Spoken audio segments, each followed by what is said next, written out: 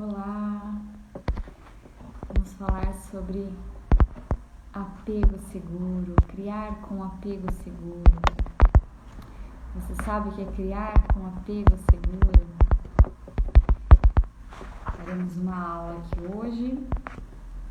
Vou colocar no fone, esqueci de colocar. Eu vou começar lendo uma frase aqui para vocês compreenderem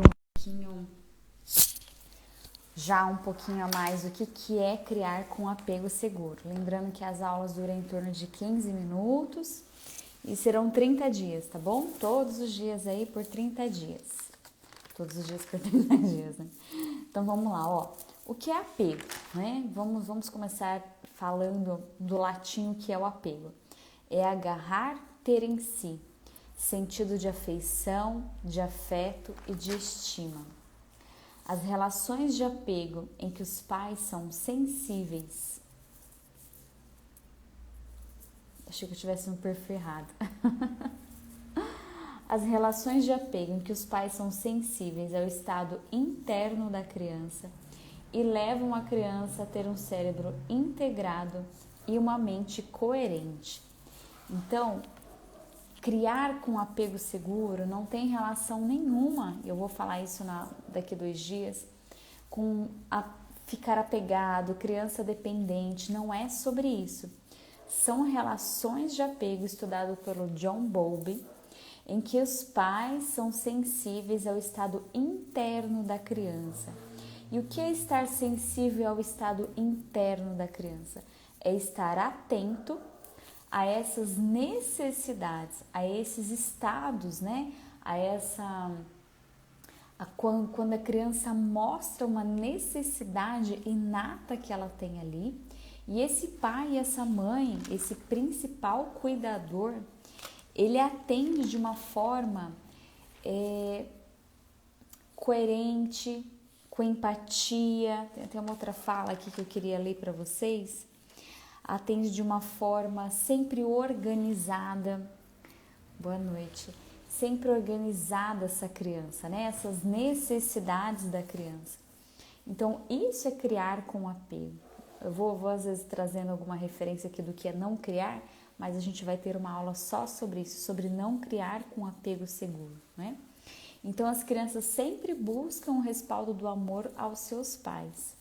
E seja para comer, seja para dormir, seja para atender uma necessidade emocional de vinculação, seja para atender uma necessidade de frio. Existem algumas condições, eu trouxe aqui para vocês, que a gente fala que a criança ativa esse apego. E o que é ativar o apego? Ativar o apego é quando essa criança, por essas condições que eu vou falar aqui para vocês, elas buscam esse cuidador. Esse principal cuidador, eles buscam através dessas situações. E aí eles esperam essa resposta empática, resiliente, né? Que eles vão ter esse apoio desse cuidador, que são as condições de cansaço, de doença, de frio, ser alimentado, de fome, dor, quando a mãe está ausente. Então, quando essa mãe está ausente, essa criança, ela ativa esse apego. Então, ela mostra condições ali, seja com o choro, com a birra, com explosões emocionais.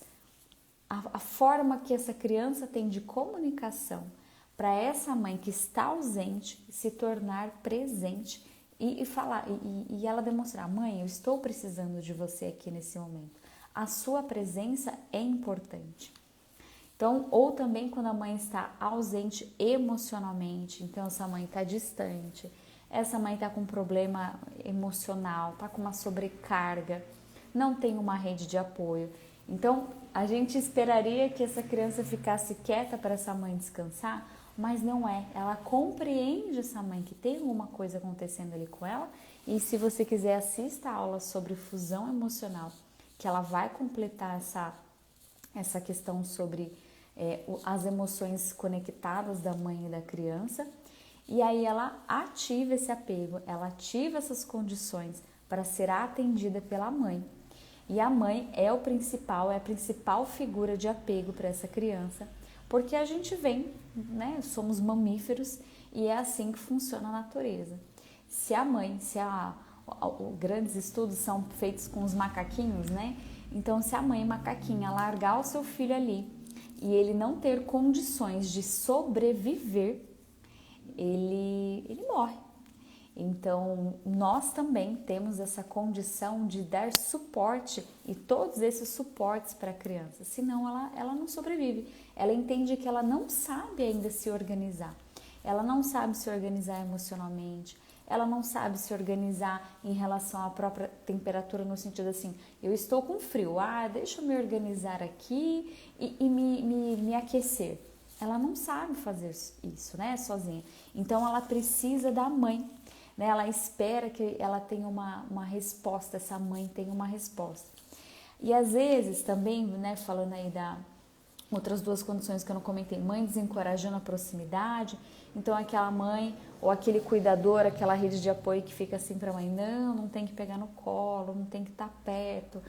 Não, a criança ela tem essa necessidade de proximidade, tá? E às vezes algum evento traumático também com essa criança, ela vai solicitar a mãe. Bom, eu ia falar algumas questões sobre não ser o apego, tá? Mas eu vou deixar para outra aula.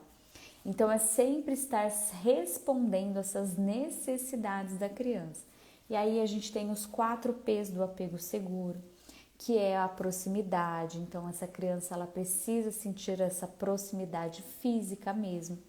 A proteção, ela precisa se sentir constantemente segura para se desenvolver um cérebro integrado e uma mente coerente, se desenvolver física e emocionalmente segura.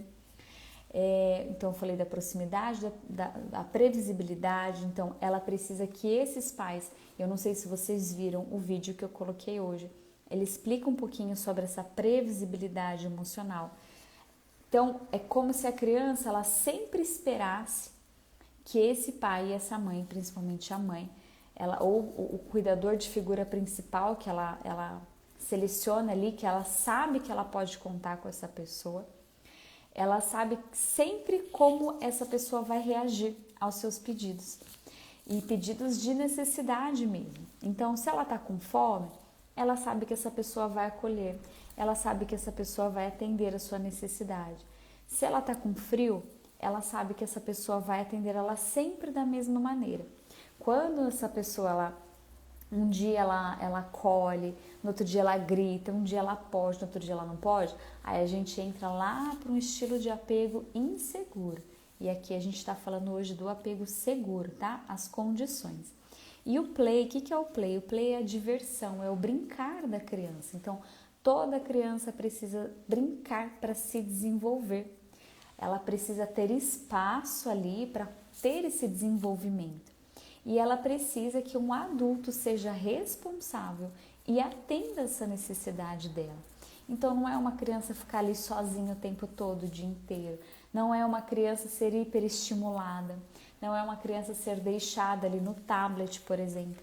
Não é sobre isso. É ter condições dessa criança desenvolver essa diversão dela. E isso influencia em todo o seu desenvolvimento físico, motor, emocional também, tá bom? Apego não tem relação com a dependência, né? Onde tem o apego, eu não tenho a dependência. Eu vou falar um pouquinho isso mais na diferença entre apego seguro e o apego inseguro. Então, o próprio John Bowlby, ele trouxe uma referência, um gráfico, né? Onde ele fala que quanto mais a gente traz apego para essa criança, proteção para essa criança, ela se torna menos dependente desse pai e dessa mãe.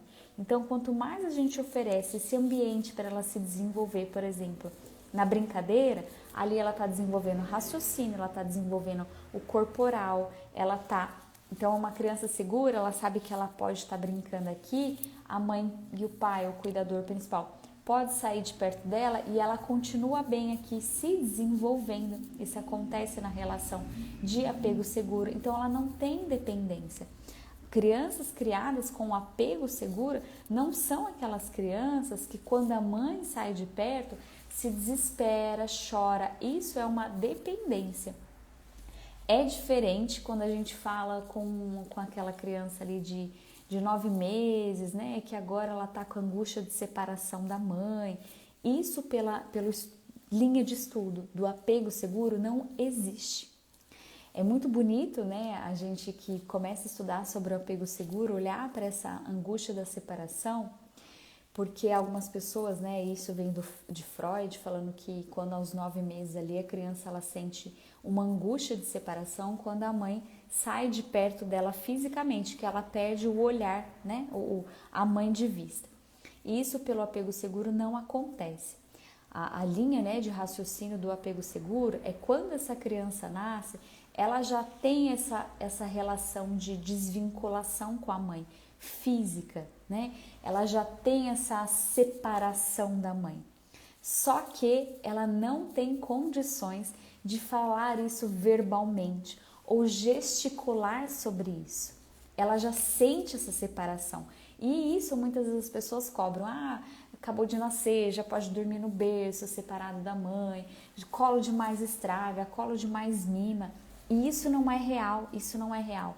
A criança, ela através do choro, através de até mesmo de doença, se não é atendida esse tipo de necessidade de proximidade, de proteção da criança, ela apresenta, né, algumas condições aí de representar essa angústia da separação desde quando ela nasce. Só que não é identificado, né? Porque falam que a criança é mimada, falam que a criança está querendo colo demais, mas já é uma forma dela dizer que, olha, você está se afastando de mim e isso é importante para mim. Eu preciso da sua presença física, eu preciso do seu calor, eu preciso me desenvolver perto de você. Só que quando essa criança tem ali por volta dos 8, 9 meses, ela já está engatinhando, ela já está se comunicando, ela dá o tchau. Então, ela tem mecanismos físicos ali de demonstrar que, olha mãe, eu não quero que você saia de perto de mim. Isso ainda é importante para mim. Eu ainda preciso da sua presença para me desenvolver. Então, a angústia de separação, ela não vem aos 9 meses. Ela acontece quando a criança nasce, mas ela aprende a se comunicar sobre esse afastamento físico da mãe. É a linha, né, do apego seguro, que ela não é a mesma de Freud, que traz outra relação aqui para a criança, tá bom? Então são esses 4 P's, essa relação de apego seguro. Eu trouxe algumas coisinhas aqui para eu ir falando para vocês. Uma questão importante do apego seguro. Todos da família são importantes dentro do apego seguro. É outra questão. Por achar que só a mãe atende a criança, só a mãe precisa estar ali se vinculando. Somos seres humanos que precisamos de criar vínculo sempre. Se acontece alguma coisa de ruim com você, um problema, você tem alguma situação, o que você faz? Você liga para alguém, você conversa com alguém, hoje você manda uma mensagem para alguém. Se você está triste, você precisa de um abraço, você precisa de pessoas perto de você. Então, a gente sempre traz essa referência. Se nós, como adultos, precisamos sempre gerar o vínculo com um outro adulto, e muitas vezes até na criança, a gente joga essa responsabilidade em cima da criança. Quem aqui, eu me coloco nessa situação, quem nunca fez isso, que atira a primeira pedra, né? Eu me coloco nessa posição também. Quem aqui nunca esteve triste, adulta e triste, e fala, ai filho, filha, me dá um abraço, mamãe tá tão chateada hoje, mamãe tá tão triste. Eu já fiz isso várias vezes. Oi, Fê, é uma responsabilidade que a gente joga em cima das crianças para nos acolher, porque nós também precisamos desse vínculo, nós também precisamos desse sentido de proteção e de proximidade das pessoas. Então a gente faz isso. Então, como é que a gente espera, tudo bem, Fê? Como é que a gente espera que uma criança não vai fazer esse tipo de pedido, esse tipo de proximidade? Então, ela tem a mãe ali como a principal figura, porque somos mamíferos, não é? Então, já expliquei aqui do macaquinho, opa, apagou minha luz. Já expliquei aqui dessa relação de proximidade, de segurança que a criança precisa ter até 1 ano de vida. Pelo menos, tá? Pelo menos até 1 ano de vida. Vamos ver se não apaga. Então, todos da família são importantes. Então, existe uma relação que as pessoas acham, né? Que criar com apego seguro é uma sobrecarga para a mãe, é só a mãe que pode, é só a mãe que pode. Não, ela é a principal. Mas no apego seguro, todos da família são importantes. o pai é importante, toda a rede de apoio é importante para essa vinculação acontecer. A gente não fala de ter uma mãe sobrecarregada, uma mãe que não pode ter o seu descanso, não é sobre isso, não é sobre autoflagelo. É uma mãe que precisa de apoio, ela precisa ter rede de apoio, que seja uma rede de apoio virtual, que seja uma rede de apoio presencial, mas uma rede de apoio que apoie e não seja predadora. Até coloquei isso nos stories hoje. Então, todos os irmãos são importantes, não tem essa questão de agora você é irmão mais velho, você tem que cuidar do seu irmão mais novo. Não, não é sobre isso. É a gente integrar todas as pessoas da família. Todos fazem parte desse núcleo familiar e que é diferente da relação de autoritarismo e a relação de permissividade. A relação de autoritarismo é o adulto que fica no centro dessa relação. Eu até tenho desenhado aqui. É o adulto que fica no centro dessa família, né? No autoritarismo. E na permissividade é só a criança que fica no centro. Mas uma criança que fica no centro, ela é incapaz de saber algumas questões sobre o seu próprio cuidado, né? Ela não tem capacidade para alguns cuidados ela fazer sozinha. Eu falei que hoje eu traria também os 4 princípios do apego seguro. Não vai ser possível falar os 8 dentro de 15 minutos, tá? Eu acho até que já tá dando 15 minutos aqui. Já passou, acho que foram 20 minutos já. Eu não tenho como falar os 8 princípios. Então, eu vou falar 4 hoje, princípios do apego seguro.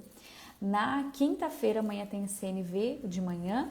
E na quinta-feira que eu vou falar a relação de apego seguro com apego inseguro, eu trago os outros 4 pilares do apego seguro, tá bom? Então, existe um órgão, né, regulamentador, que ele estuda o apego seguro, toda a trajetória de Bowlby ali, e aí ele traz como 4 princípios que a gente tem para trazer uma relação de apego seguro com as nossas crianças e todas as nossas relações, porque a forma como a gente foi educado e que a gente educa os nossos filhos é a forma que a gente repete e que eles irão repetir, tá? O primeiro deles é preparar para a gravidez, nascimento e parentalidade. O que significa isso? É nós darmos suporte para a gestante, física, emocional, trazer para essa mulher a importância dela conhecer sobre essa proximidade, sobre essa proteção, essa previsibilidade, acolher essa mãe no seu puerpério, mostrar para ela que ela vai ter as suas alterações e que ela precisa de uma rede de apoio que ajude ela. Tanto que a gente traz, né, nas consultorias de sono, em relação ao apego seguro, ou mesmo o meu plano de sono, eu ajudo essa mãe a montar um plano de pós-parto, de rede de apoio, o que as pessoas podem fazer para ela, como ela vai se organizar para ela não ter essa preocupação no seu pós-parto, para ela conseguir ter essa entrega emocional no pós-parto. É importante a gente trazer também aqui nesse primeiro pilar a relação de que as pessoas, as famílias, a sociedade esperem que as mães digam, né, os pais, a família diga um até logo para a vida sem filhos e fica naquela expectativa de quando eu vou ter a minha vida de volta. E essa expectativa ela é irreal, porque isso nunca vai acontecer. E não é o nunca vai acontecer porque essa vida vai ser péssima, porque ter filhos é ruim. Não, é porque existe um outro ser nessa família. E a partir do momento que tem um outro ser dentro dessa família, não há como ser a mesma coisa. Sempre haverá uma preocupação, sempre haverá um cuidado, uma necessidade para ser atendida dessa criança. Então, quando a gente pensa que a gente vai dar só um até logo, até a vida sem filhos, a gente pensa que em algum momento a gente vai largar essa criança e ela vai se virar. E não tem como, né? É totalmente oposta à proposta do apego seguro, que é nós estarmos atentos e atender as necessidades inatas da criança, do adolescente, do recém-nascido. Então, é muito a gente trabalhar essa expectativa da família, acolher essa família e para ela, quando na chegada desse bebê, ela já tenha toda a consciência dessa parentalidade. O segundo pilar é alimentar com amor e respeito. O que é alimentar com amor e respeito? É nós também atendermos a necessidade nutricional dessa criança, sermos exemplo dentro da nossa família. É aquilo que a gente fala assim, não entra um alimento ruim dentro de casa, não entra um alimento dentro de casa, acho que foi estranho, mas é isso. Não entra um alimento em casa que não seja trazido por adultos. Então, nós adultos temos que ter essa responsabilidade em trazer alimentos saudáveis dentro de casa, em nos nutrirmos todos dentro de casa, a família como um todo, de uma forma saudável. Então, ter alimentação em harmonia, respeitar o limite interno dessa criança, entender, compreender que quando essa criança, ou com o movimento de não, quando ele é bebezinho, até na amamentação, quando ele empurra, ou sentado à mesa e essa criança diz, eu não quero mais, eu estou satisfeita, mesmo seja através de gestos, eu com a Maria Antonella, com a Isa, eu não tive esse respeito com ela muitas vezes, porque tem que comer tudo, come só mais um pouquinho, come só mais um pouquinho. E fui ali forçando ela a comer, então hoje é um trabalho bastante grande ali com ela de reequilibrar isso. Com a Maria Antonella eu fui estudar sobre BLW, fui estudar sobre uma alimentação mais respeitosa. E a gente aprende que quando a criança não quer mais comer, ela bagunça o cadeirão. É um padrão, né, das crianças, elas jogam tudo no chão, elas começam a fazer isso aqui na bandeja do cadeirão. É uma linguagem da criança dizendo, eu estou satisfeito, eu não quero mais comer. Então não existe empurrar na boquinha da criança, não existe só mais uma colherzinha, come para a mamãe ficar feliz. Não é sobre isso. É nós entendermos assim, a criança mostra, eu estou satisfeita, e nós aceitarmos. E isso também entra para a amamentação. Quando a criança ela cai, quando a criança chora, quando a criança acorda na madrugada, quando a criança tem qualquer tipo de situação que ela vá chorar, automaticamente a tendência é, olha, eu vou te acalentar com o seio materno. Nem sempre essa criança quer o seio materno. Às vezes essa criança começa a morder até por causa disso, sabe? Eu não quero mais. Essa criança começa a empurrar a mãe, eu não quero. Então nós também precisamos entender essa necessidade fisiológica de alimentação através da amamentação. E respeitar a criança, tá bom? Então, modelar um comportamento alimentar saudável, incentivar comer quando tem fome e parar quando estão satisfeitos.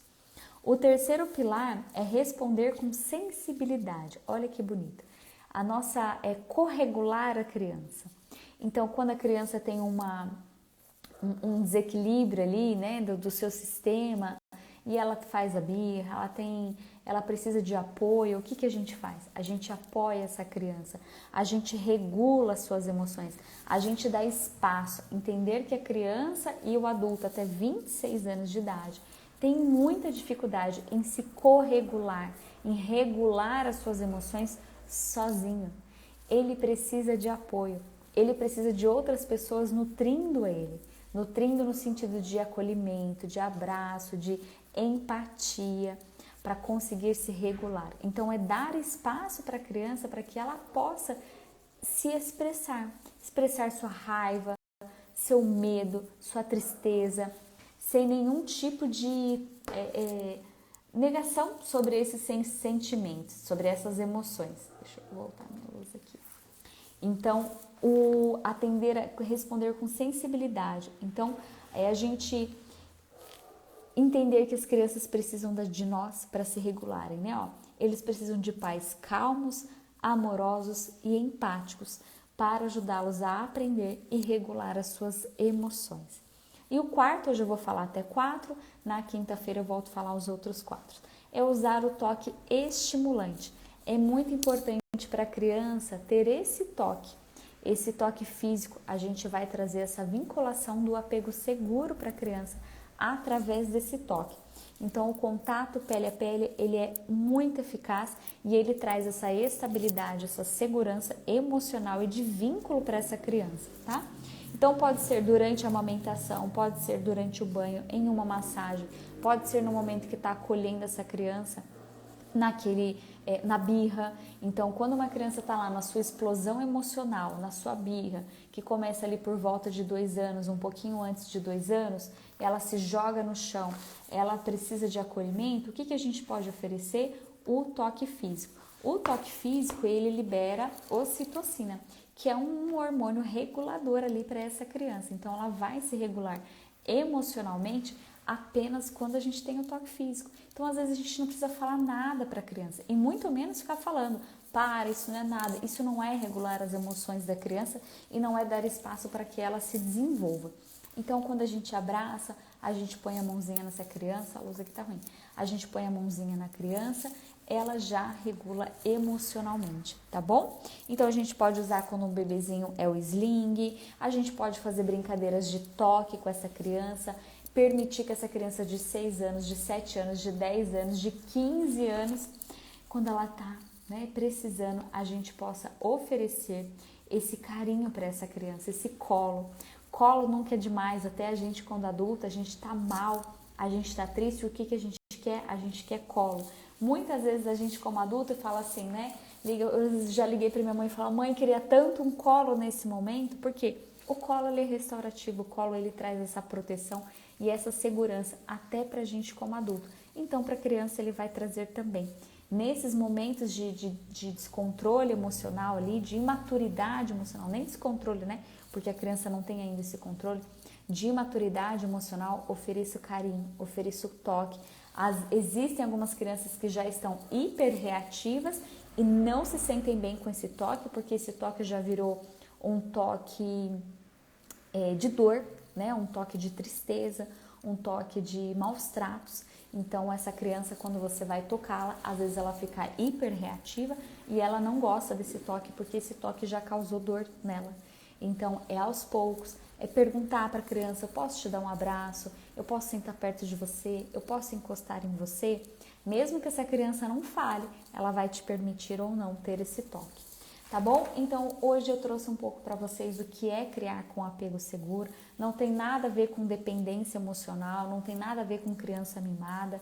Apego seguro é estarmos atentos às necessidades inatas da criança e atendermos essas necessidades de uma forma sempre empática, de uma forma sempre previsível emocionalmente, sempre estar atento ali e oferecer essa proteção para a criança, tá bom?